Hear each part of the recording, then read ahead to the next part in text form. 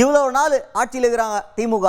ஆனால் நம்மளை விட ஒரு இணுக்கு கூட எக்ஸ்ட்ரா நல்லது பண்ணாங்களான்னு கேட்டால் பண்ணல.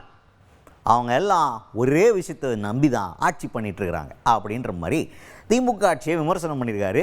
அப்படி எதை நம்பி திமுக ஆட்சி பண்ணிகிட்ருக்கு சொன்னது யார்? முன்னாள் அமைச்சர் செல்லூர் ராஜு அவர் தான். அவர் என்ன சொல்கிறார் அப்படின்னா, திமுக ஆட்சி நல்லது பண்ணி திட்டங்களை நிறைவேற்றுறது மூலமாக ஆட்சி நடத்தலை, விளம்பரம் பண்ணுறது மட்டும்தான். அங்கே இப்படி பண்ணிட்டோம் அப்படி பண்ணிட்டோன்னு விளம்பரம் பண்ணுறதை மட்டுமே நம்பி ஆட்சி நடத்திட்டு இருக்கிறாங்க. 52 மாதம் ஆட்சி நடந்திருக்குதே. இதில் அதிமுக பண்ணதில் ஒரு 10% 20% நல்லது பண்ணியிருக்காங்களா? பண்ணலையே. திமுக எதையுமே பண்ணல, லாய்க்கு இல்லாத ஒரு ஆட்சி அப்படின்ற மாதிரி ரொம்ப விமர்சனத்தை கடுமையாக முன் வச்சிருக்கிறாரு செல்லூர் ராஜு அவர்கள். நம்ம செய்த சாதனைகள்ல ஒரு துளி கூட இந்த அரசாங்கம் அதை காட்டிலும் கூடுதலாக இந்த 4.25 ஆண்டுகள்ல 50 மாதம் ஆயிடுச்சா, 52 மாதங்கள்ல எதையும் செய்யல. விளம்பரம் மட்டுமே இந்த ஆட்சியில ஓடுது. இந்த கட்சி விளம்பரத்தை வச்சுமே திமுக ஆட்சி செய்து கொண்டிருக்கு. பாத்தீங்கன்னா நானும் ஒரு அறிவிப்பு, நானும் ஒரு திட்டம், உங்களை மக்களை தேடி மருத்துவம் என்னென்னமோ போடுறாங்க.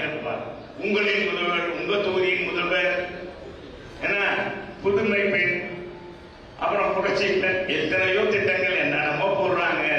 வாயில நுழைய மாட்டேங்க. எத்தனை திட்டங்கள் அப்பா கொடுத்து எத்தனை திட்டம் அப்படின்னா தமிழ்நாடு பாலாரும் தேனாரும் பயந்து ஓடணும்.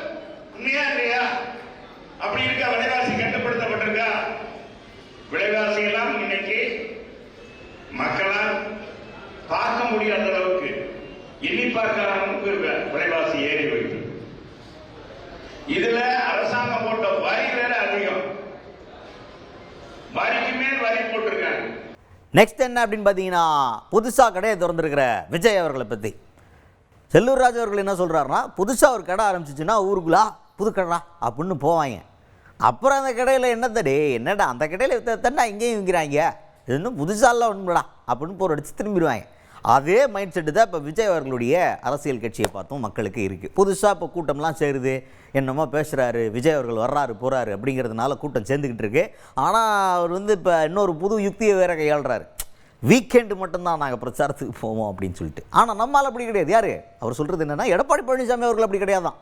நாள் முழுக்க போய் பிரச்சாரம் பண்ணுறாரு, நாள் முழுக்க மக்களை மீட் பண்ணுறாரு. அப்படி எப்போவுமே மக்களுக்காகவே 24 மணி நேரமும் உழைச்சிக்கிட்டு இருக்கிறாரு. விஜய் என்னென்னா வீக்கெண்ட் அரசியல் பண்ணிக்கிட்டு இருக்காரு இப்போ அப்படின்ற விமர்சனங்களை முன் வச்சிருக்கிறாரு. இப்போ என்னென்னா, அவர் சொல்கிறது சுருக்கமான விஷயம், புதுசாக கொஞ்சம் அப்படி அரசியல் கட்சின்னு ஆரம்பித்தோன்னா அட்ராக்ஷன் நிறைய இருக்கே தவிர அங்கே பெரிய லெவலில் விற்கிறதுக்கு சாமான்கள் ஒன்றும் இல்லை அப்படின்றது தான் அவர் வைக்கக்கூடிய கருத்தாக இருக்குது. எப்பவுமே புது கடைக்கு ஒரு வரவேற்பு இருக்கும். இருக்குமா இருக்காதா? இருக்குமா இருக்காதா? இருக்கும். இப்ப நம்ம தம்பி விஜய்